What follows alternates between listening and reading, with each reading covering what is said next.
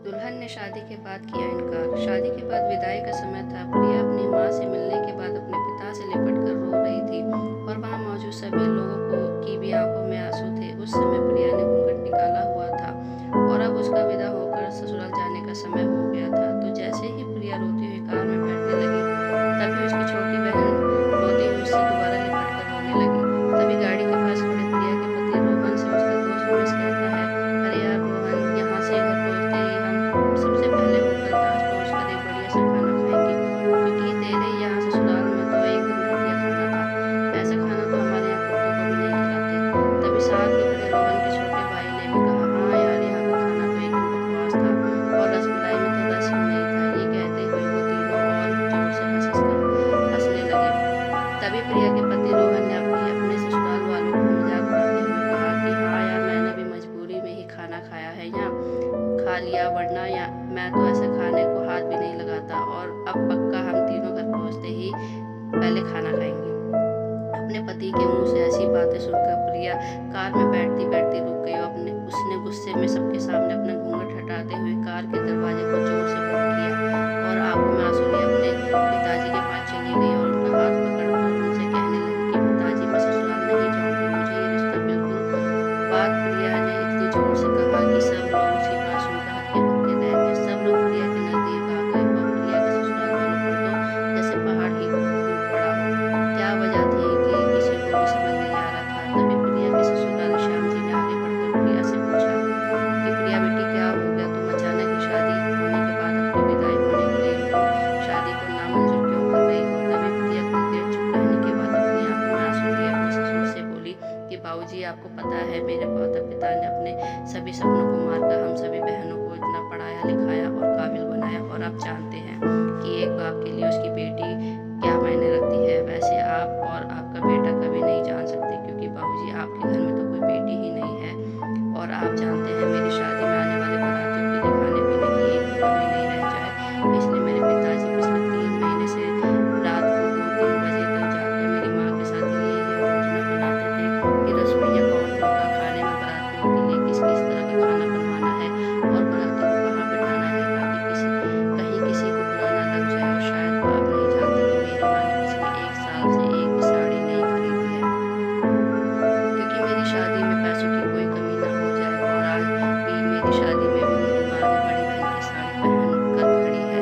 और ये बातें कुछ भी नहीं, मेरे पिताजी भी 150 रुपए की इस शर्ट के नीचे एक छेद वाली बनियान पहन के खड़े हैं।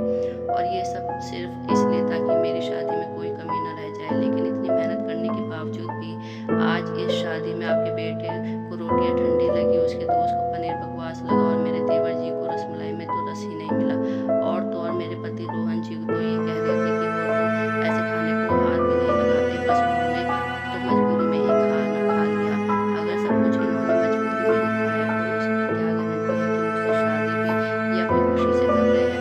कल को रोहन जी भी ये कह सकते हैं कि मुझसे तो इन्होंने मजबूरी में शादी की है। और प्रिया रोते हुए अपने ससुर से ये भी कह रही थी कि जिस माता पिता ने मेरी शादी में दिन देखा ना रात भर शादी की तैयारी में लगी रही, उस माता पिता पर आज उसकी बेटी घर में माता पिता की इतनी इज्जत होती है। तभी प्रिया के ससुर ने कहा कि बेटी, इतनी छोटी सी बात पर तुम इतना नाराज हो गई। तो प्रिया ने अपने ससुर की बात को काटते हुए कहा कि बाबूजी, ये छोटी सी बात नहीं है। अगर शादी के बाद मैं भी आपकी इज्जत ना करूँ तो आपको कैसा लगेगा?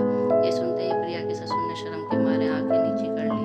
प्रिया ने कहा कि लेकिन बाबूजी, आप चिंता न करिए, हमारे अंदर हमारे अच्छे माता पिता के संस्कार है। किसी की बेइज्जती करना ये हमारे माता पिता ने हमें कभी नहीं सिखाया। कि सुनते ही प्रिया की पिताजी दयाशंकर की आंखों में आंसू आ गए और अपनी बेटी को गले से लगा लिया। मेरी बेटी है, अब तो शांत हो जा, तुझे मेरी कसम, इन्हें माफ कर दे और खुशी खुशी अपने ससुराल चले जा। तभी प्रिया के पति रोहन ने भी प्रिया के पिताजी और प्रिया से हाथ जोड़कर माफी मांगता है और ये कहता है कि बाबूजी, मुझे माफ कर दो, सारी गलती मेरी ही है। लेकिन आज आपकी बेटी ने नस सिखा दी और आज के बाद मैं हर किसी के माता पिता हमेशा इज्जत करूंगा। उसी वक्त प्रिया के ससुराल श्याम जी भी आगे बढ़कर अपनी बहू की प्रिया के साथ पर हाथ रखकर कहते हैं कि मैं तो बहू लेने आया था, लेकिन ईश्वर बहुत कृपालु है, उसने मुझे बहू के रूप में एक बेटी दे दी और वो भी इतने अच्छे संस्कार वाली जो माता पिता का इतना सम्मान करती है।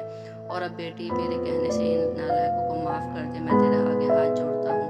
तभी प्रिया अपने ससुर जी के दोनों हाथों को पकड़ लेती है और कहती है कि आप मेरे पिता समान है, कृपया आप मेरे सामने हाथ मत जोड़िए। तभी प्रिया के पिता दयाशंकर जी भी